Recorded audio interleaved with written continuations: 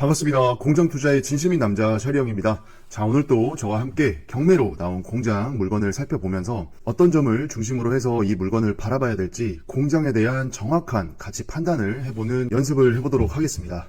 지난번에 물건도 봉담읍 왕림리에 위치한 물건이었죠. 녹지에 위치한 물건이었고, 오늘 우리가 같이 살펴볼 물건도 지금 봉담읍의 분천리에 나온 녹지에 있는 공장입니다.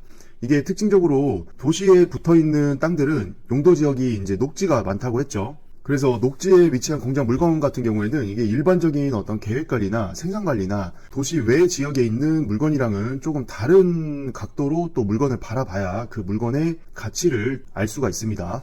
자, 그러면 경매 정보지를 먼저 빠르게 살펴본 뒤에 현장 영상을 같이 보도록 하겠습니다. 자, 말씀드린 대로 화성시 봉담읍 분천리에 위치해 있고, 지금 우리 물건은 물건 번호가 1번이에요. 그래서 지금 여기 1번하고 6번 요렇게 이제 두 개가 지금 공장으로 나온 경매 물건입니다. 요 나머지 중간에 2, 3, 4, 5번은 이제 공장은 아니고 다른 거예요. 그래서 관심 있으신 분들은 뭐 2, 3, 4, 5번 따로 보시면 되겠고, 오늘은 저와 함께 요 1번 그리고 6번 물건에 대해서 같이 살펴보겠습니다. 이게 특징적으로는 1번이랑 6번이랑 서로 붙어있는 물건이에요. 이게 뭐 거리가 이렇게 떨어져 있는 게 아니라 바로 옆에 필지에 나란히 나온 물건이기 때문에 이 물건 두 개는 같이 이제 경매 정보지를 좀 살펴보겠습니다. 자, 일단 우리 1번 물건, 지금 물건 종별은 이제 공장인데 실제로는 건축물 대장을 보면 이종근생 제조업소로 나와 있습니다. 그리고 지금 토지 면적은 235평, 그리고 건물이 약 120평 정도 되고 있습니다. 최초 감정가는 7억 4,300만원 가량 되고 있습니다. 자, 다가오는 11월 21일 다음 주 화요일이에요. 이때 기준으로 해서 요 평당 가격을 먼저 확인해 보겠습니다. 자, 7억 4,300만원 나누기 토지면적 235평. 이게 평당 지금 316만원이라고 하면은, 일단은 그 봉담 신도시에 붙어있는 토지의 위치를 감안을 했을 때는 지금 신권 기준이라고 하더라도 이게 많이 비싸다라는 느낌이 별로 안 드는 것 같아요. 왜냐면 이 공장에 앉아있는 이 토지의 위치 자체가 그 봉담 1지구 있습니다. 그 봉담에 아파트 있고 뭐 상가 있고 학교 있고 이렇게 모여있는 그 도시에서 거의 뭐 떨어져 있는 느낌이 아니에요. 그리고 여기 이제 큰 도로 나가보게 되면 이제 왕복 4차로 해가지고 그 사거리가 하나 나오는데, 그 사거리에서 이 물건지까지 들어오는 거리 자체도 엄청 작기 때문에 이 토지의 위치 자체가 흔히 우리가 이제 공장을 많이 볼 수 있는 도시 외지역, 계획관리나 생산관리 이런 관리 지역에 있는 게 아니라 이 도시와 붙어있는 녹지 지역에 위치해 있기 때문에, 그런 점을 감안을 했을 때는 지금 요 신권 평당 가격이라고 해도 이게 그렇게 뭐 과한 느낌까지는 아니고, 근데 이제 우리가 여기서 그렇다고 신권에 뭐 바로 들어가야 되냐, 그렇다고 하기에는 또 생각해 볼 점들이 있습니다. 왜냐면 어쨌거나 이게 공장 건물이 위에 앉아 있는데, 공장 건물의 이제 연식이라던가 형태라던가 컨디션, 그리고 층고, 이런 건물의 가치를 또 같이 이제 바라봐야 되기 때문에 그런 점을 종합적으로 해서 이 물건을 좀 여러분들이 분석을 하셔야 됩니다. 자, 계속해서 우리 물건 좀 더 살펴보겠습니다.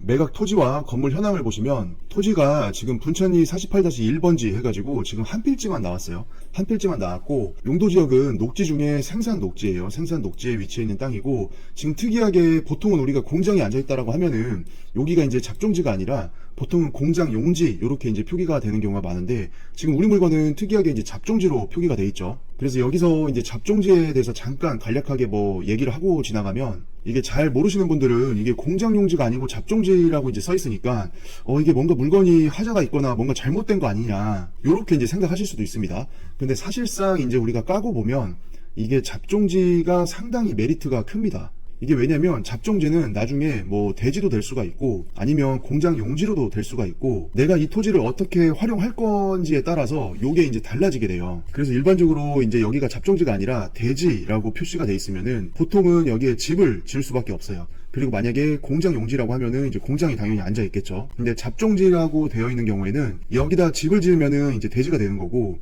여기다 공장을 지으면은 공장 용지가 되는 겁니다. 그리고 이제 우리가 빈 땅에다가 뭐 집이나 공장이나 창고 이런 거를 이제 지으려고 하면은 원래 전답이나 임야 뭐 이런 거였다고 하면은 우리가 이제 건축물을 지을 때 개발행위 허가를 받아서 개발을 해야 되는데, 요때 이제 농지였으면은 농지 전용 부담금이 들어가고, 임야였으면은 산지 전용 부담금이 들어갑니다. 그래서 지목을 변경하는 데 있어서 별도의 추가 비용들이 상당히 들어가게 되는데, 이 잡종지는 전답 같은 농지나 아니면 임야 같은 산지가 아니기 때문에 별도의 전용비를 내고 요거를 받는 게 아니에요. 그렇기 때문에 이게 농지도 아니고 산지도 아니고 해서 농지법이나 뭐 산지관리법상의 규제 같은 거를 전혀 받질 않습니다. 그래서 일반적으로 이게 산지나 농지보다는 잡종지라고 이제 지목이 되어 있는 경우에는 가격이 훨씬 더 비싸요.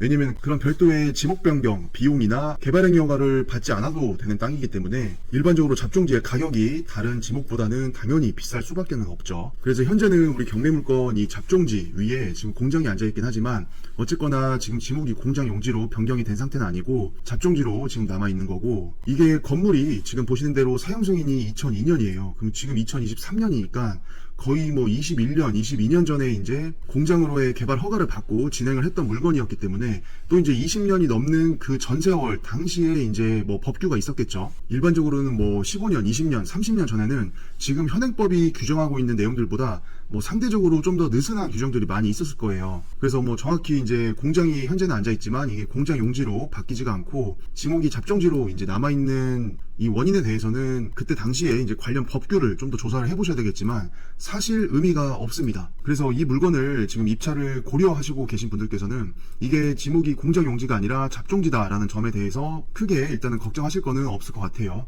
지금 건물 같은 경우에는 두 동이 위치해 있는 거를 알 수가 있습니다. 그래서 이게 이제 그 이면 도로에서 초입에 나와 있는 물건이기 때문에 현장에 딱 가게 되면은 대략 60평짜리 건물 두 동이 앉아있다라고 보시면 되겠습니다. 자, 그리고 밑에 이제 제시외 건물이라고 해가지고 화장실이나 창고 등 해가지고 요 판넬로 좀 짜놓은 건물들이 있어요. 그래서 요거는 이제 현장 영상을 보시면은 쉽게 파악을 하실 수 있을 것 같고, 이제 여기 참고사항에 보시면은 적혀있죠. 지목은 잡종지이지만 현황상은 공업용지다. 그래서 요 현황만 이해를 하고 가시면 되겠습니다. 자, 다시 한번 말씀드리지만 이게 잡종지, 지목이 잡종지인 경우에는 일반 나대지보다 더 유리한 경우가 많습니다. 우리가 흔히 이제 뭐 땅의 지목을 볼 때 뭐 나대지다, 대지냐, 뭐 이렇게 물어보는데 대지야 이러면은 좋은데? 라고 이제 뭐 이렇게 얘기를 하는데, 이게 실상은 잡종지는 다시 한번 말씀드리지만 그 위에 집을 지으면은 이제 대지로도 될 수가 있고 공장 창고를 지으면은 이게 또 공장 용지로 바뀝니다. 창고 용지로. 그래서 훨씬 이제 그 땅의 활용도가 넓어지는 거예요. 자, 이제 밑에 임차인 현황을 같이 한번 보시겠습니다. 지금 공장 한 동에 해가지고 임차인이 등재가 돼 있고 대항력은 있다라고 나와 있죠. 지금 말소기준 등기보다 요 사업자 등록일이 빠르기 때문에 지금 대항력이 있는 걸로 나오고 있고, 보증금은 2천만 원 정도니까 요거 감안하셔가지고 들어가실 분들은 입찰가 산정에 참고하시면 되겠습니다. 그리고 이제 이 임차인분은 배당요구 종기일이 23년 1월 9일이었는데 지금 배당요구는 안 했다고 나와 있어요. 그래서 대항력이 있는 임차인인데 배당요구를 했다 안 했다? 안 했다. 그러면 낙찰자가 이 임차인을 인수한다 안 한다? 인수한다. 그거에 대한 법리를 기억하시고 가시면 되겠습니다. 자, 그리고 밑에 이제 건물과 토지 등기부를 보시면은, 자, 2007년 9월 18일 날 건물에 대해서 현재 소유자 나 땡땡씨가 소유권 보존 등기를 하셨고, 그 밑에 이제 19년 4월 29일 날 요때 이제 은행에서 설정한 근저당이 지금 말소 기준 등기예요. 그리고 마찬가지로 토지 등기부를 보면 지금 현재 소유자분이 99년도에 이 땅을 이제 증여를 받으신 거죠. 그리고 밑에 이제 내용을 보니까 요때도 이제 한번 임의 경매가 한 건이 있었네요. 그래서 요때 이제 한번 위기를 겪으셨다가 해결을 좀 하는 듯 했는데 이제 또 22년 1월 달부터 지금 강제 경매들이 신청이 되어 있습니다. 그래서 이제 등기부를 보게 되면은 이게 경매 신청된 건들도 좀 그동안 꽤 있었고, 이게 가압류나 압류 그리고 뭐 소유권 이전 담보 가등기 해가지고 여러 가지 권리들이 붙어 있는데, 이게 어쨌거나 말소 기준 등기 이하로는 다 모든 권리가 소멸이기 때문에 권리 분석상에 특별히 어려움은 없으실 것 같습니다. 자, 이제 우리 이 공장 지금 1번 물건 번호 1번인데 요거랑 붙어있는 그 6번 있었죠. 그 6번 물건을 한번 같이 보겠습니다. 자, 이렇게 201 타경 4979 요거는 똑같아요. 여기 사건 번호까지는 똑같고 이제 괄호 열고 6이라고 써져 있죠. 그래서 이거는 이제 6번 물건이니까 다시 한번 말씀드리지만 우리 입찰장에서 내가 1번 물건에 들어가는 건지 아니면 6번 물건에 들어가는 건지 이거를 입찰 봉투나 아니면 서류, 입찰 서류 쓰는 거에 반드시 표기를 해줘야 됩니다. 요거 빼먹고 이렇게 이제 4979 여기까지만 이제 사건 번호를 쓰고 입찰에 참여를 하게 되면 결국에는 이 입찰자가 1번 물건에 들어온 건지 뭐 5번 물건에 들어온 건지 6번 물건에 들어온 건지 이런 거를 특정할 수가 없습니다. 그래서 결국에는 무효 처리가 되니까 애써서 이제 시간 내서 조사하고 고민하고 결정해가지고 이제 입찰을 하셨는데 요거 안 써가지고 이제 가끔씩 이제 무효 처리되시는 분들이 있어요. 그럼 이제 입찰장에서 그 앞으로 나가가지고 이제 뭐라 이제 얘기를 하시다가 결국에는 입찰 보증금 봉투를 돌려받고 씁쓸하게 이제 뒤돌아서 퇴장하시는 모습들을 종종 우리가 볼 수가 있죠. 그래서 다시 한번 말씀드리지만 이 끝에 물건 번호 1번인지 6번인지 내가 이 두 개 공장 중에 어떤 거를 들어가는지 그거를 정확하게 꼭 잊지 마시고 적어 주시기 바랍니다. 자, 이제 6번 물건은 토지가 452평이고 건물이 151평 정도입니다. 그리고 소유자분은 당연히 이제 똑같고 감정가는 지금 11억 3,200만 원가량으로 나와 있습니다. 자, 그럼 이 물건도 지금 최초 1차 신건 가격 기준으로 했을 때 평당 가격이 얼마인지부터 확인해 보겠습니다. 11억 3,300만 원 나누기 토지 면적 452평. 자, 이렇게 보면은 지금 250만원입니다. 지금 아까 우리 물건번호 1번이 평당 가격이 300만원 초반이었죠. 316만원이었나? 뭐 310 얼마였고, 지금 6번 물건이 지금 평당가가 250만원입니다. 250만원. 자, 그럼 아까 이제 초반에 말씀드렸지만 봉담 1기 신도시에 바로 붙어있는 도시지역에 아파트와 상가, 학교 뭐 여러가지 시설들이 몰려있는 그런 도시지역에 바로 붙어있는 생산녹지 땅이다 라고 시작을 생각을 하시고 요 가격을 이제 싼지 비싼지 적당한지를 검토를 해보시는 겁니다. 그리고 부가적으로 어쨌거나 여기에는 이제 공장이 앉아있고 이 지목이 공장 용지로 되어 있기 때문에 이 도시와 붙어있는 생산 녹지 위에 공장 용지로서 공장이 앉아있는 그 전체적인 현황을 보신 다음에 이 물건에 대한 가치 판단을 하셔야 돼요.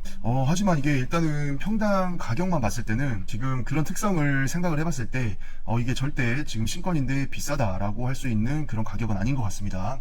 자, 좀 더 살펴보겠습니다. 매각 토지와 건물 현황을 보시면은 지금 아까 물건과는 다르게 이번 6번 물건에는 지금 토지가 총 4개 필지가 나와 있습니다. 자, 그래서 보시는 것처럼 이렇게 2개 밑에 하나 해가지고 요렇게는 이제 공장 용지고 지금 도로가 한 54평 정도 해가지고 도로 필지가 하나 있어요. 그래서 공장 용지 3개 그 다음에 도로 필지 하나로 이루어져서 총 4개 필지가 6번 물건에 들어가 있는 거고, 도로 비율 같은 경우에는 전체가 451평인데 지금 이게 54평이니까 10%가 조금 넘는다고 볼 수 있습니다. 그래서 결론적으로 도로 지분율은 높지 않다, 괜찮다 라는 거 이제 확인하시고, 밑에 건물 현황을 보게 되면 지금 요 물건은 건물이 이제 2동입니다. 2동인데 요거는 이제 2층짜리 건물이에요. 2층짜리 공장 건물이고 또 옆에 있는 요 단층짜리 건물이 하나 있습니다.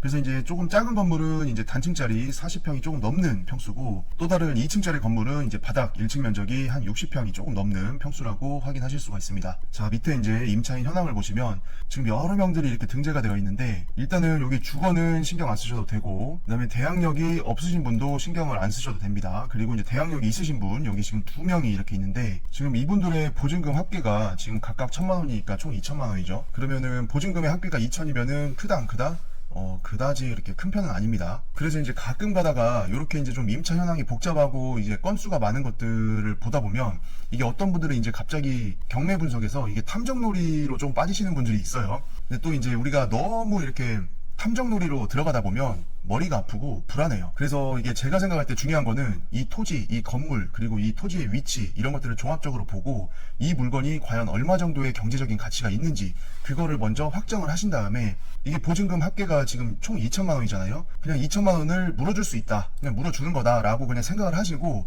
그거를 빼고 입찰 가격을 산정을 하면 되시겠죠. 그래서 이제 가끔씩 이게 주객이 전도돼 가지고 이게 탐정놀이에 더 빠지시는 분들이 있는데, 그렇게 되면은 이제 또 너무 많은 에너지를 쓸 수가 있기 때문에 여기서 이제 우리가 중요한 거는 이 1번이나 6번이나 이 공장에 앉아있는 이 토지, 그리고 공장의 가치, 이 가치가 정확히 얼마 정도 되겠냐, 요거를 분석하시는데 좀 더 주안점을 두시는 게 좋습니다. 근데 그렇다고 해가지고 이게 뭐 탐정놀이를 하지 말라는 게 아니라, 이게 중요한 사항들은 당연히 어느 정도 짚고 넘어가셔야 되고, 제가 말씀드리는 이제 탐정놀이라는 거는 이제 뭐 임차인들이 쭉 있으면은 몇 년도에 왔고 뭐 임대인이랑 관계가 어떻고 누구의 아들이고 뭐 친인척이고 언제 들어와가지고 무슨 일을 하고 있는데 어떠한 연유로 이렇게 엮여가지고 지금 공장주랑 뭐 사이가 어떻다는 둥 저렇다는 둥 뭐 이런 식으로 요 사건에 관계된 그 인물들에 대한 어떤 일대기 이런 것들까지 이제 면밀하게 이제 조사를 하시는 분들이 있는데, 뭐 그게 이제 나쁘다는 게 아니라 당연히 이제 그렇게 하면 좋죠. 내가 들을 수 있는 정보도 많고 이 물건과 관련된 사항들을 다 이제 알고 가는 거기 때문에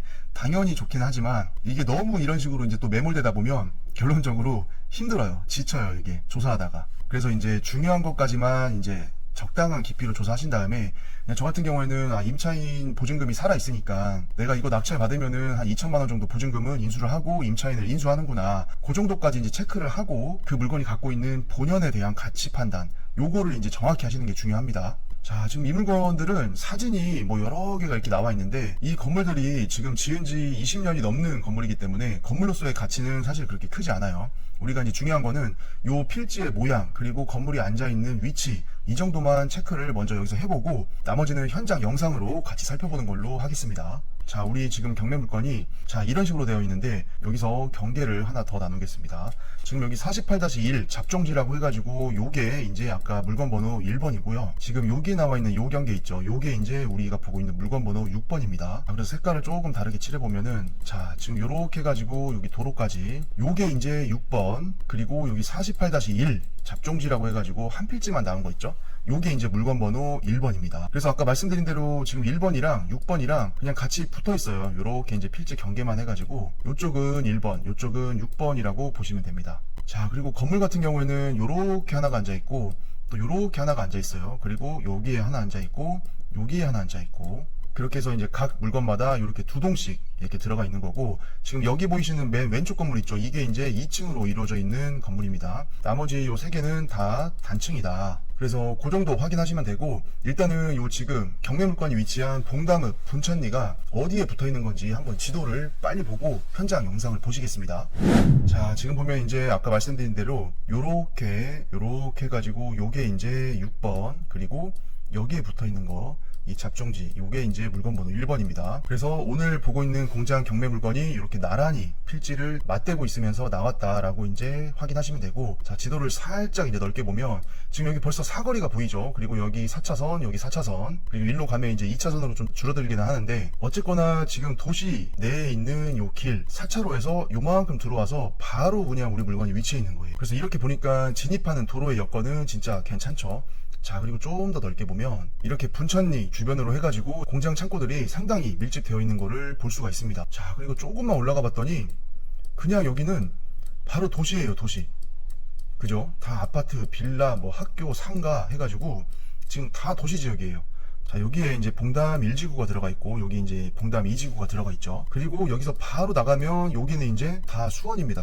수원이고 이쪽이 이제 병점이 위치해 있고 그리고 이쪽에 이제 안녕동이라고 해가지고 얼마 전에 안녕동에 그 공장 물건이 하나 또 낙찰이 됐었죠. 그래서 여기 공장 밀집지대가 있는 안녕동이 위치해 있고 여기에도 지금 태안지구라고 해가지고 여기 이제 택지가 조성이 됐죠. 그리고 이 사이에도 지금 다 아파트들이 들어가 있는 상태입니다. 그리고 요 밑에로는 이제 마하리, 당하리, 왕림리 이런 식으로 해가지고 공장 밀집지대가 또 펼쳐져 있습니다. 자, 그리고 우리 물건 주변으로 지금 고속도로랑 이런 것들이 되게 많아요. 여기 보시면은 요 봉담 IC가 하나 있고 남봉담 IC도 있고 정남 IC도 있고 여기 안녕 IC도 있고 그래서 밑에 보이시는 요 긴 도로 요게 이제 제2 외곽 순환 고속도로고 또 요걸 타고 이렇게 위로 올라가게 되면은 수원, 의왕, 과천 이렇게 위로 올라가는 도로도 되게 잘 되어 있습니다. 자, 그리고 여기로 빠져나와서 이쪽 방면으로 가게 되면은 비봉 그리고 더 넘어가면 이제 안산이 바로 나와 있죠. 그래서 우리 경매 물건은 다시 한번 이렇게 보면은 진짜 거의 뭐 물건 자체는 이제 공장인데 도시에 이제 상당히 붙어 있고 교통망도 잘 되어 있고 공장 창고로서는 아주 지리적으로는 유리한 위치에 있는 거죠. 전체적인 입지를 봤을 때.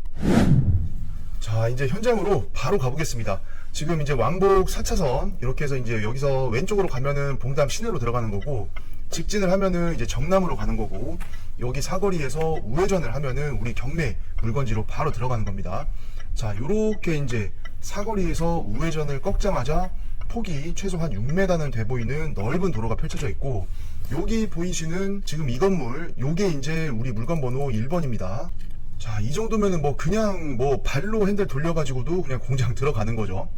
자, 요렇게 해가지고 꺾어가지고 들어오면은 요 1번 요렇게 하고 요 뒤편에 두 동이 있는데 그게 이제 물건 번호 6번입니다.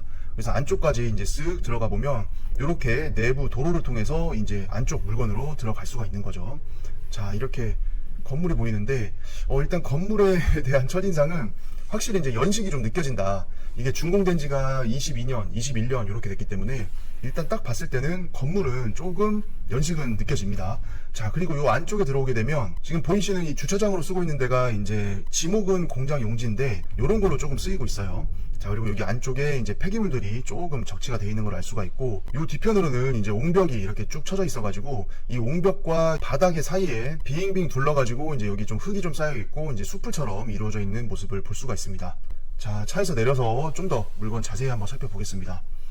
자, 일단은 주변에 공장들이 좀 많이 분포해 있기 때문에 이 공장이 뭐 전혀 이제 외딴 공장, 나홀로 공장 이런 느낌은 아니고 이렇게 이제 뭐 마당이라고 해야 될까요? 이 공장 용지로 설정된 요 땅 그리고 옹벽 둘레를 따라서 이렇게 흙이 좀 경사로 쌓여 있고 거기에는 이제 수풀이 많이 우거져 있어 가지고 실제로는 저쪽 면은 활용을 하고 있지 않았습니다.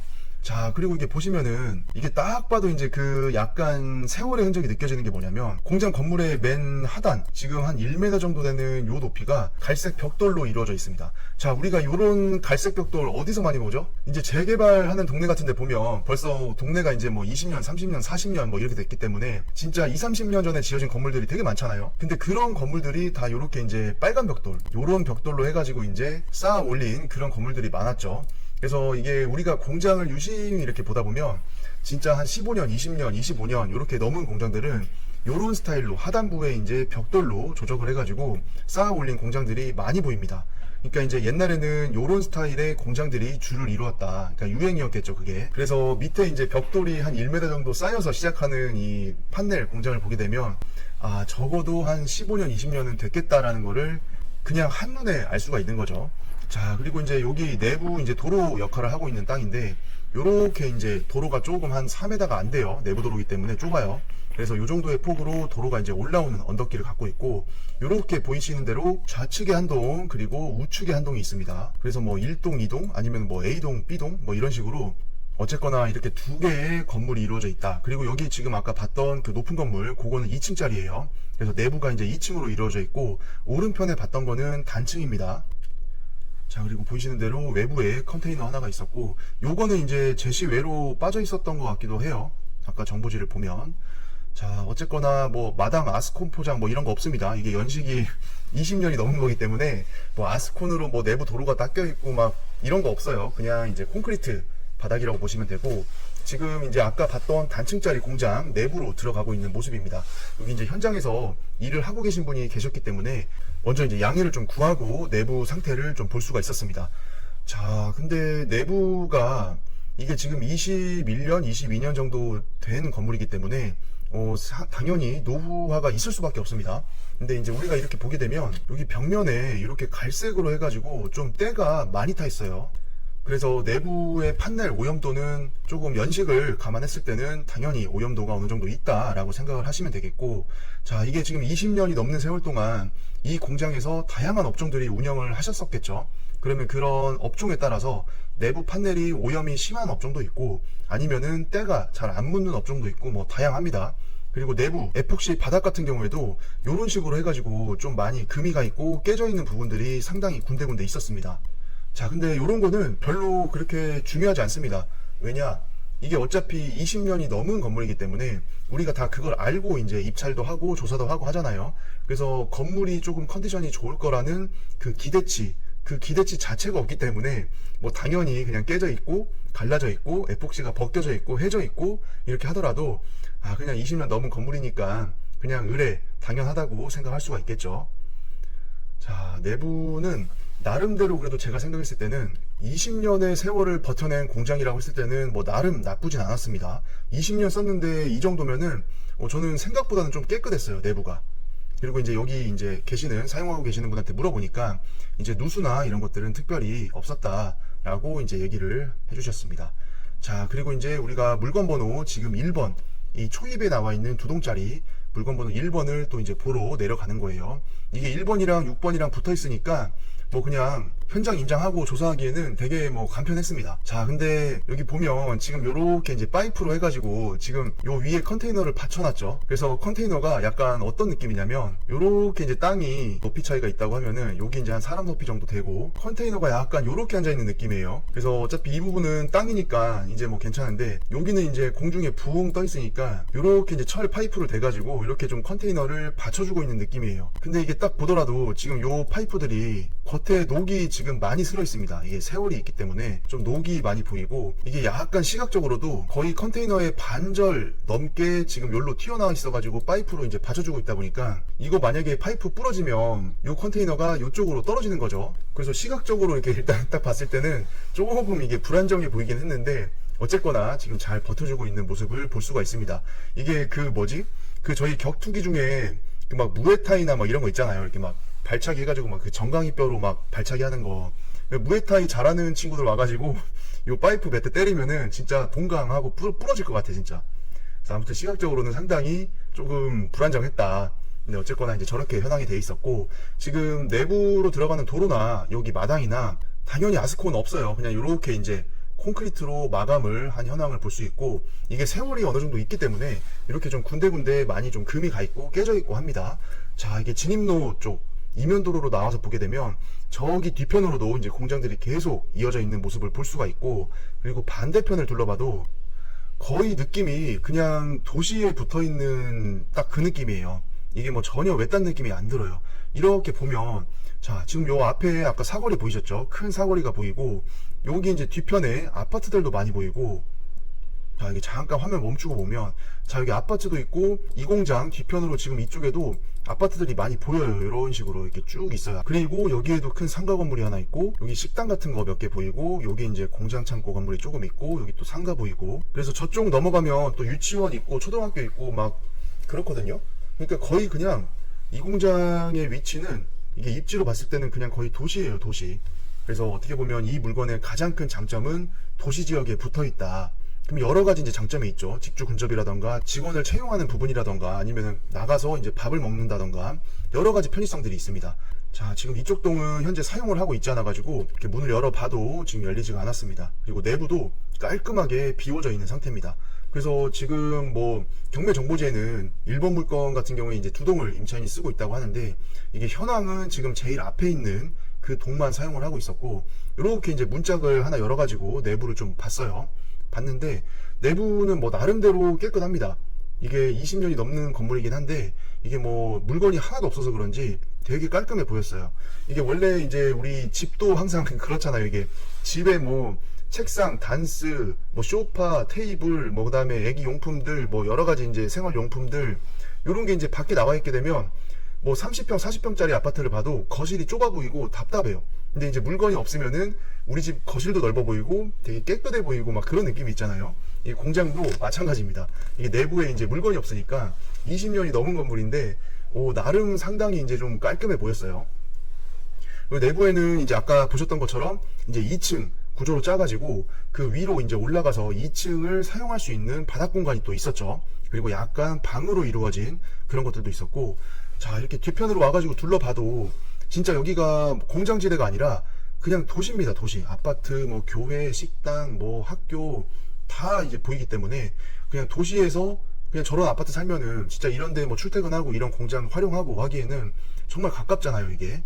자, 그리고 건물 뒤편에는 이렇게 화장실이 이제 조금 짜여져 있었고, 자, 여기 지금 제가 밟고 있는 요 풀, 여기는 지금 우리 경매물건 땅은 아니에요. 여기 공장 경매물건 바로 뒤편에 인접한 그냥 필지고, 지목은 지금 전으로 되어 있는 땅입니다. 자, 그리고 이렇게 보시게 되면 여기를 경계로 해가지고 이쪽 편이 이제 물건 번호 1번, 이쪽 거가 물건 번호 6번입니다. 그래서 6번 물건 같은 경우가 이 1번 물건에 비해서는 한 단차가 여기가 한 2m 정도는 돼 보입니다. 그래서 이 물건들이 한 2m 정도의 단차를 두고 이제 약간 계단식으로 지금 이 땅 자체가 이루어져 있는 거예요. 자, 이게 뭐 20년이 넘은 건물이긴 하지만 그래도 나름대로 지금 이 공장 활용을 좀 깔끔하게 한 것 같습니다. 사실 여러 이제 공장 물건들을 임장을 하다 보면 진짜 뭐 10년도 안 됐는데 진짜 개차반인 공장들이 진짜 허다합니다. 근데 20년 넘었는데 이 정도 컨디션의 어떤 건물 내부 상태라고 하면은 저는 생각했던 것보다는 좀 깔끔해가지고 놀랬습니다. 자, 그죠? 여기 파이프 다 지금 사가가지고 요거 이제 발차기 잘하는 애들이 오면은 이거 몇 번 딱 때려차면 이거 딱 부러지면서 컨테이너가 이제 이쪽으로 떨어질 것 같은 막 그런 이제 느낌이어가지고 이렇게 보기에는 좀 약간 불안했어요. 근데 어쨌거나 이제 중요한 건 아니고, 이런 노후 공장들은 이제 여러 가지를 우리가 입찰 전에 고려를 해볼 수가 있습니다. 그냥 현황 상태 그대로 이렇게 노후화가 된 대로 뭐 임대를 주고 보유를 하는 방법도 있고, 아니면은 이거를 좀 깨끗하게 리모델링을 해가지고 깔끔하게 만든 다음에 임대료를 평당 몇천 원이라도 더 받는 방법도 있고, 여러 가지 이제 방법이 있습니다. 그리고 이제 만약에 실사용자라고 하면은 이게 내가 이 건물 바닥 뭐 이런 거를 보수를 해서 쓸 수도 있고, 아니면은 그냥 낡으면 낡은 대로 청소만 해가지고 현황 그대로 이제 쓰실 수 있는 방법도 있는데, 지금 1동도 이제 내부 체크를 한번 해봐야 되잖아요. 이게 노후화가 심한 공장들은 이제 실제로 사용을 하다 보면은 물이 샌다거나 비가 샌다거나 뭐 배수로가 막힌다거나 여러 가지 이제 그 노후화에 의해서 불편 사항들이 따라올 수밖에 없습니다. 그래서 이제 가장 좋은 거는 이렇게 신뢰가 안 된다고 하면은 현재 이제 건물을 사용하고 계시는 분한테 이제 여쭤보는 거죠. 사용하면서 뭐 불편한 건 있는지, 물이 새는 건 있는지, 뭐 특이사항이 있는지, 그런 것들을 이제 여쭤보면서 조사를 하시는 거죠. 자, 이렇게 해가지고 이제 다행히 감사하게 허락을 해주셔가지고 내부를 좀 살펴볼 수가 있었습니다. 자, 근데 요때 이제 제가 카메라 요거를 좀 잘못 들고 있어가지고 약간 꺾여가지고 찍혔는데, 뭐 잠시 그냥 핸드폰 화면 이렇게 돌리시고 목 안 아프게 조금 봐주시기 바랍니다. 자, 그리고 요거 지금 이렇게 보니까 뭐가 생각나죠? 이게 이제 안에 조명 때문에 지금 제 모습이 요렇게 이제 나오고 있는 걸 볼 수가 있는데, 자, 여기가 머리고 여기가 몸이고 여기가 이제 팔이에요. 자, 이런 거 우리가 어디서 많이 봤죠? 그 옛날에 그 그림자 인형극 이런 거 좀 많이 보셨나요? 어렸을 때? 이렇게 해가지고 이제 여기 눈이 달려있고 여기 이제 코가 달려있고 입이 달려있고 이렇게 해가지고 또 이제 상대방이 또 이렇게 나오죠. 상대방이 나와가지고 이제 뭐 이렇게 막 물건도 주고받고 뭐 이렇게 옥신각신 하면서 이제 뭐 이렇게 티격태격 하는 뭐 그런 이제 인형극이 조금 갑자기 생각이 났습니다. 자, 그림자 인형극 잠깐 구경하시고, 자, 근데 이렇게 그림자 인형극을 하면서 이제 그런 거 물어보는 거예요. 뭐 불편한 거, 물 새는 거, 배수로 막히는 거, 물 안 내려가는 거, 그 다음에 임대인, 임차인 어떤 이런 현황이라던가 특이사항이라던가 계속해서 실사용할 의지가 있으신지 아니면은 나갈 것인지, 그런 입찰 전에 관련된 전반적인 제반사항을 조사를 하실 수가 있는 거죠. 근데 제가 이렇게 갔던 날에도 여기 직원분이 이제 얘기를 하시는데, 제가 갔던 날 기준으로 어저께 바로 전날에도 두 팀이 왔다 갔다고 해요. 그래서 이 물건에 입찰을 하시려고 두 팀이 와서 이제 조사도 하고 이것저것 물어보고 갔다고 얘기를 해주셨습니다. 자, 그래서 이게 신권이기는 하지만 이게 워낙 지금 토지가 앉아있는 이 위치 자체가 그냥 거의 도시 지역이기 때문에 이게 생각 외로 이제 신권에 들어오실 분들도 있을 거고, 아니면은 이제 누군가는 이게 그런 장점들이 있기는 하지만 이게 어쨌거나 노후화도 있고 가격이 있기 때문에 나는 유찰이 된 다음에 2회차에서 들어오겠다, 이렇게 이제 생각하시는 분들도 있을 겁니다. 자, 바닥 에폭시 같은 경우에는 20년 된 공장인데 이 정도면은 그냥 양호합니다. 이게 물론 이제 에폭시 바닥 같은 경우에는 우리가 뭐 험하게 쓰면 3년 아니면 무난하게 이제 5, 6년 쓰다 보면 당연히 깨지고 해지고 이렇게 좀 해요. 그래서 이게 20년 동안 보수를 한 번도 안 했다라고는 생각이 들지는 않습니다. 컨디션을 보니까 중간중간에 이제 한 번씩 우리가 이제 집 도배장판 해주듯이 이렇게 에폭시를 조금 했던 것 같아요. 그러니까 이제 지금 20년이 넘은 연식에서도 이 정도의 컨디션이 나올 수 있는 것 같습니다. 자, 근데 이 물건은 단점이 마당 공간이 조금 좁습니다. 이게 아무래도 이제 이쪽 지금 보이시는 부분은 이 뒤편 공장으로 들어가야 되는 통로로 쓰이다 보니까 이게 마당이라고 할 수 있는 공간이 이렇게 이제 차가 주차되어 있는 한 3대 정도, 요 정도 이제 3, 4대 정도 주차할 수 있는 공간밖에 안 되기 때문에 그 점이 조금 이제 아쉽다. 그래서 마당 공간이 조금 아쉬운 물건이다 라고 할 수 있지만, 뭐 단점이 있다고 해도 이 토지의 위치, 도시지역, 근접성 이런 걸 봤을 때는 뭐 어쨌거나 감수를 해야 되겠죠.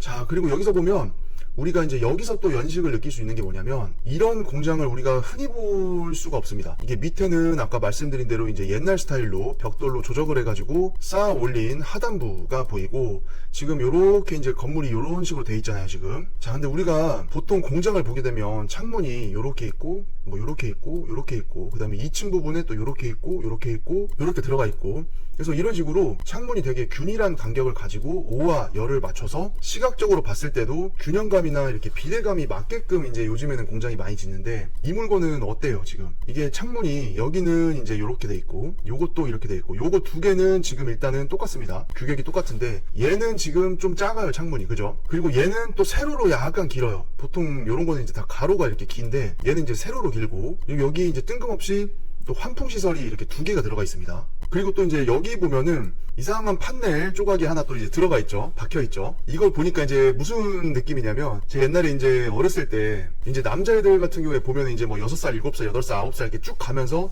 매 해마다 이제 키가 쑥쑥 크잖아요. 그래서 그렇게 이제 성장판이 아주 기분 좋게 열려있는 그런 시절에는 이게 작년에 입었던 옷을 올해 다시 꺼내서 입기가 되게 힘듭니다. 작아지니까. 근데 이제 제가 8살 때 어머니께서 이제 코트를 겨울 거를 하나 사주셨는데, 이게 이제 8살, 9살, 10살, 11살 뭐 이렇게 코트는 또 비싸고 한 번 사면 적어도 이제 몇 년은 입잖아요. 근데 어른들은 사실 한 번 사놓으면 이제 더 이상 키가 안 크니까 내년에 입어도 되고 내후년에 입을 수가 있는데, 어렸을 때는 매년 이제 키가 크고 몸이 커지다 보니까 이거를 그 다음 해에 입기가 힘들단 말이에요. 그래서 이제 어머니가 8살짜리 이제 저한테 조금 이제 제가 8살에 입기에는 큰 거, 좀 어깨도 넓고 길이도 길어가지고 종아리까지 내려오는 그런 길이의 코트를 사주셨습니다. 자, 그럼 그게 이제 8살 때 입고 놀 때는 이게 코트가 아니라 무슨 망토예요, 망토. 망토. 그래서 거의 뭐 코트를 이렇게 입는 게 아니라 뭐 거의 그냥 여기 뒤에다 그냥 걸치고 다니는 거예요. 근데 8살 남자애들이 어떻습니까? 노는 게 아주 험악하죠. 그래서 막 담벼락 넘어다니고 뭐하고 하다가 제가 하루는 그 코트 뒤에 쪽, 이 꼬리 쪽이 담 넘어가다가 담 그 쇠창살에 걸려가지고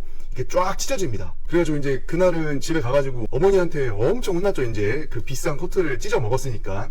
그리고 이제 버릴 수가 없잖아요. 그래서 이제 그거를 이제 손수 꼬매 주십니다. 근데 이제 어머니가 꼬매 주셨는데 이게 코트가 찢어진 게 그냥 직선으로 이렇게 찢어진 게 아니라 찢어지면서 이게 막 벌어지고 약간 이렇게 막 경계가 되게 모호하게 막 이렇게 약간 찢듯이 찢어져 가지고 이거를 이제 그 비슷한 색깔의 다른 겨울옷에서 조금 오려가지고 거기를 이제 누더기처럼 덧대 가지고 이제 꼬매 주셨어요. 이제 그거를 이제 9살 때도 있고 10살 때도 있고 이렇게 이제 쭉 입는 거죠. 그래서 결과적으로는 제가 한 9살, 10살, 11살 요때 되니까 코트가 거의 그냥 한 벌짜리가 이렇게 있는데 누더기가 몇 군데가 있어요. 몇 군데가. 그래도 어쨌거나 뭐 그 코트를 되게 잘 입고는 다녔는데 요 판넬의 지금 요 덧댄 부분 요거를 보니까 이제 갑자기 옛날 생각이 나가지고 조금 말이 샜습니다. 근데 이게 뭐냐면 우리가 이제 공장 같은 경우에는 이게 이제 외벽이 판넬로 이루어져 있기 때문에 우리가 공장을 쓰다 보면 이게 뭐 지게차로 갔다가 들이받을 수도 있고 무거운 물건을 옮기다가 뭐 판넬을 찍어가지고 판넬이 푹 패일 수도 있고 찢길 수도 있고 여러 가지 이제 판넬의 그 훼손을 겪을 수밖에 없습니다. 그럼 그런 경우에는 이 판넬을 통으로 바꿀 수가 없잖아요. 너무 비싸니까. 그리고 빵꾸 난 거는 여기만 빵꾸 났는데 그래서 그런 경우에는 이 주변부 판넬을 잘라낸 다음에 요만큼 사이즈 해가지고 요렇게 판넬을 새 판넬을 덧대주는 거예요. 그래서 이 부분도 이제 뭐 내부의 어떤 구조 특성상 여기를 오려가지고 뭔가를 빼가지고 쓰는 경우였을 수도 있고 아니면은 어떻게 하다 보니까 뭐 파손이 생겨가지고 이 부분을 누더기처럼 덧댔을 수도 있고 뭐 여러 가지 이제 원인이 있었겠지만 어쨌거나 중요한 거는 우리가 공장 임장을 갔을 때 판넬이 조금 뭐 깨져 있고 뜯어져 있고 찢겨져 있고 파손돼 있고 휘어 있고 이런 것들에 대해서 뭐 그런 거를 뭐 신경 쓸 필요가 전혀 없습니다. 지금 화면에서 보셨던 것처럼 이런 식으로 충분히 보수가 손쉽게 저렴한 금액으로 가능하기 때문에 우리가 중요한 거는 이 공장 건물이 전체적으로 앉아있는 토지의 위치 그리고 전체적인 건물의 컨디션 이런 큰 것들을 잘 유심히 봐야 되지 막 건물이 조금 판넬이 막 들어가 있고 깨져 있고 찢어져 있고 막 이런 거에 또 막 너무 막 몰입돼 가지고 이거를 막 입찰가를 낮추고 뭐하고 그럴 필요는 전혀 없어요. 어차피 중요한 것도 아니고 돈이 얼마 안 하기 때문에 그런 거는 입찰 가격을 결정하는 데 있어서 그렇게 막 고민할 정도의 막 그런 건 아닙니다. 그래서 판넬이 파손된 물건을 봤을 때는 이게 파손된 범위나 크기 이런 게 심하지가 않다라고 하면은 그냥 무시하고 저는 그냥 입찰가를 산정을 하는 편이고 어차피 그거 나중에 낙찰 받고 나서 고치면은 몇십만 원에서 몇백만 원밖에 안 해요. 그러면 내가 예를 들어서 어떤 물건을 12억 6천만 원에 낙찰을 받았는데 판넬 보수하고 나니까 한 300만 원 들었어. 그러면 12억 6천 5백만 원에 받은 게 아니라 뭐 12억 6천 8백만 원에 낙찰 받았다 라고 그냥 생각하시면 되는 거예요. 그래서 중요한 거는 이런 짜잘짜잘한 파손 상태가 아니라 전체적인 건물의 컨디션 그리고 무엇보다 중요한 게 그 공장에 앉아있는 토지의 위치 그리고 그 동네의 전체적인 입지 이런 거를 보시고 공장에 대한 정확한 가치 판단을 하셔야 됩니다. 자, 계속해서 영상 보시겠습니다. 자, 이제 조금 높은 데로 올라와서 보는 거예요. 아까 말씀드린 대로 지금 화면에 보이는 요 두 동 있죠. 한 동, 두 동. 요거는 우리가 물건 번호 1번입니다. 그리고 이렇게 이제 왼편으로 보이는 두 동이 물건 번호 6번이에요. 그리고 맨 안쪽에 요 건물은 내부가 2층으로 이루어져 있다. 그리고 나머지 세 동은 다 단층이다. 요거 이제 기억하시면 되고 이렇게 내부 도로를 타고 요 뒷부지는 들어가는 겁니다. 그리고 전반적으로 딱 봤을 때 진짜 배경 자체가 뭐 도시기 때문에 그냥 여기는 도시지역이다. 이게 용도지역도 이제 생산 녹지고 녹지라는 것 자체가 이제 도시에 근접해 있는 데만 녹지가 설정이 되기 때문에 녹지 자체가 이제 가격이 비싸다고 볼 수가 있습니다. 도시와의 근접성 때문에. 자, 그리고 특이적으로 우리 물건은 앞에 1번 물건은 진입하는 도로랑 거의 레벨이 조금 비슷했었고 여기 6번 물건은 안쪽으로 들어와 있는 건데 한 2m 정도 더 올라오는 거고 여기 보이시는 요 자갈밭 마당 이 부분이 또 약간 이 건물보다 살짝 한 20-30cm 정도 높아요. 그리고 요 가장 안쪽에는 요렇게 주변 공장과 이제 옹벽을 두고 이제 거리가 맞닿아 있는 건데 이 부분에 요렇게 이제 흙이 좀 쌓여 있어 가지고 여기가 이제 경사지고 수풀로 좀 우거진 상태고 여기에 이제 쓰레기들이 조금 폐기물들이 이렇게 있는 거를 볼 수가 있습니다. 자, 근데 요거를 보니까 좀 생각이 드는 게 뭐냐면 지금 요렇게 차량이 주차되어 있는 공간까지는 평평한 땅이고 이 부분부터 해가지고 여기는 지금 경사잖아요, 경사. 그래서 막상 땅은 있지만 지금 여기를 제대로 활용을 하고 있지가 않아요. 그래서 만약에 여기에 있는 이 흙들을 다 걷어낸다라고 생각을 한번 해볼 수도 있습니다. 그러면 전체적으로 이렇게 땅을 쓸 수 있는 면적들이 많이 넓어지겠죠. 자, 근데 여기서 또 우리가 생각해볼 문제점이 하나 있습니다. 만약에 이 흙들을 다 걷어냈는데 여기 뒤에 지금 보강토로 이렇게 다 이제 쌓아놨죠. 여기 밑에 땅이랑 여기 위에 땅이랑 높이차가 있기 때문에 보강토로 이렇게 시공을 해놨는데 이 흙을 여기를 다 걷어내고 보니까 이 보강토가 과연 이 걷어낸 바닥 밑에까지 채워져 있을 것인가, 요거는 이제 모르는 겁니다. 지금 상태를 봐서는. 그래서 만약에 보강토가 다 쌓여져 있는데 단순히 흙이 이제 요렇게 이제 쌓여가지고 평평하지 않은 상태라고 하면은 이제 흙을 걷어내고 넓힐 수가 있겠지만, 만약에 이제 이런 부분들이 이게 단순히 흙이 그냥 쌓여 있는 게 아니라 실제로 이 보강토의 높이가 여기서 여기까지일 수도 있잖아요. 땅을 파보면은 여기까지만 이렇게 있는 거예요, 보강토들이. 그래서 더 이상 이 만약에 흙을 다 걷어낸다라고 했을 때는 이 흙 속에 묻혀있던 부분은 보강토가 안 쌓여 있고 이 정도 높이의 토사의 압력을 견딜 수 없게끔 보강토가 이제 없는 부분이기 때문에 이 흙을 걷어내버리면 이 안쪽에 있던 보강토 밑부분의 이 토사의 압력들로 이 밑에 흙들이 다 일로 터져 나올 수도 있습니다. 터져가지고 나오게 되면은 결과적으로는 이거를 치우면 안 되는 거였겠죠. 그래서 만약에 이제 낙찰을 받고 이 부분을 살리고 싶다라고 했을 때는 이 보강토의 높이가 여기 땅속까지 잘 쌓여져 있는지를 확인을 일부 조금 먼저 해본 다음에 흙을 걷어내야지, 눈에 보이는 정도만 쌓여 있는데 이 흙을 다 걷어버리면은 이 보강토 위에 있는 이런 도로들, 그 다음에 이런 건물 주차장, 이런 게 토사의 압력 때문에 이 밑부분으로 다 흘러서 흙이 터져 나옵니다. 그러면은 뭐 아주 골치가 아프겠죠. 그러니까 그런 거를 생각을 하고 계신 분들은 이 흙을 치울 수 있을지, 치워도 되는 건지 미리 자세하게 좀 확인을 해보신 다음에 공사를 하셔야지, 요거 그냥 뭐 눈에 보이는 대로 이거 걷어버리겠다 했다가는 사고가 날 수도 있습니다. 자, 사람이 땅에서 공장을 봤으면 하늘에서도 공장을 내려다 봐야 됩니다. 자, 주변 풍경을 좀 유심히 보시면 됩니다. 지금 우리 물건이 여기 밑에 보이는 거예요. 밑에 가운데 여기에 이제 이렇게 우리 경매 물건이 위치를 해 있는 거고, 자, 주변으로 보면 요 얕은 산자락 너머로 거의 뭐 이거는 그냥 도시죠, 도시. 여기 지금 가운데도 지금 아파트가 한 6층, 5층까지는 올라와 있네요. 또 우리 물건이 위치한 이 입지 자체가 거의 그냥 봉담 시내랑 붙어 있기 때문에 이게 사실상 진짜 뭐 교외 외딴 뭐 공장 밀집지대 이런 데랑은 또 가치 판단을 할 때 조금 다르게 분석을 또 하셔야 됩니다. 아무래도 도시와의 근접성, 그리고 아까 보셨다시피 주변에 어떤 IC가 여러 개가 있었죠. 그리고 이제 제2외곽 순환 고속도라던가 의왕과천 고속도로, 아니면 봉담 동탄간 고속도로, 이런 식으로 교통에 대한 연계성, 그래서 주변 도시로 나가고 들어오기도 쉽고 하기 때문에 우리 물건이 진짜 가지고 있는 장점 중에 하나는 이 토지가 앉아있는 바로 이 위치예요, 위치. 그래서 우리 물건이 지금 요렇게 이제 위치해 있고, 여기 그냥 한 30m 나가가지고 사거리에서 이쪽으로 가게 되면은 봉담 시내, 이쪽으로 가게 돼도 봉담 시내, 그리고 이쪽으로 가게 되면 정남이 나오게 되는 구조입니다. 자, 그리고 여기 뒤편에 야트막한 산을 통과하기 전에 이쪽에 공장 창고 한 무대기, 그리고 이쪽에 공장 창고 한 무대기, 그리고 우리 화면 뒤편으로 이쪽 안쪽에도 공장 창고 한 무대기. 그래서 이러한 도시와 붙어있는 공장 지대, 그리고 용도 지역이 녹지, 자연 녹지나 생산 녹지, 이런 녹지일 경우에는 기본적으로 도시와의 근접성이 좋기 때문에 기본적인 땅 가격이 일반 교외 지역의 계획관리 공장들보다는 확연히 차이를 보이는 것을 알 수가 있습니다, 우리가. 그래서 기본적으로 이제 공장이 녹지 위에 있다고 하면은 이게 다른 건 다 좋은데 대신 단점이 뭐냐면 건폐율이 좀 작아요.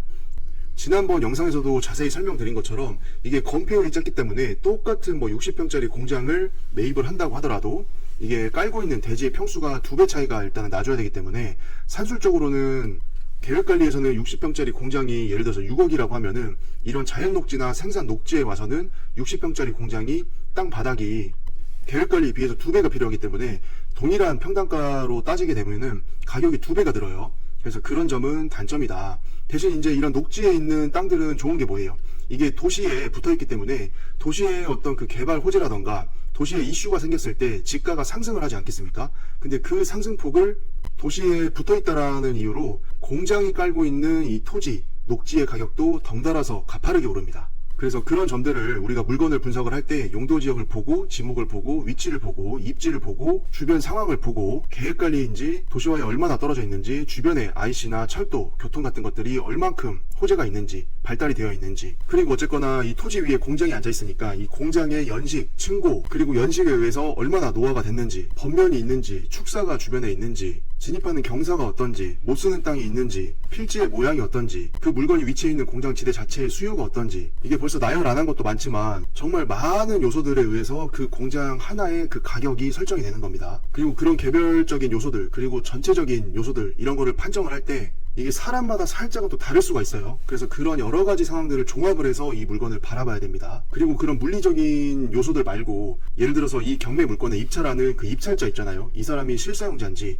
아니면 투자자여서 임대를 줄 건지, 그러면 이 사람이 생각하는 투자 수익률의 적정한 퍼센테이지가 몇 프로인지, 이게 또 사람마다 조금씩 다르기 때문에 공격적으로 매입을 해서 투자하는 사람도 있고, 보수적으로 접근하는 사람도 있고, 아니면 이 땅을 다 건물을 부신 다음에 새롭게 건물을 신축을 해가지고 내 업종에 맞는 건물로 특화를 시킨다든지, 아니면은 투자자라고 하더라도 이 노후화된 20년 된 건물을 다 제거한 다음에 이 필지의 모양, 그리고 가로로 길쭉한 거, 그리고 레벨차가 2m 정도 앞땅이랑 뒷땅이랑 난다는 거, 이런 거에서 밑에는 반지하식으로 건물을 얹고 위에는 1층으로 올려가지고 앞에서 보면 2층이고 뒤에서 보면 1층이고 뭐 이런 식으로 또 이제 건물을 짤 수도 있단 말이에요. 그래서 내가 이 물건을 들어가서 낙찰을 얼마에 받아서 어떠한 계획을 가지고 이 물건에 들어가는지에 따라서 이 땅의 가치를 각자가 다 다르게 볼 수가 있습니다. 그래서 그런 것들을 내 포지션에 맞게끔, 내 계획에 맞게끔 설정을 하셔가지고 입찰가를 신중하게 결정을 하신 다음에 입찰에 참여하시기를 바라겠습니다. 자, 오늘 또 저와 함께 경매로 나온 공장 물건 오랜 시간 시청해 주셔가지고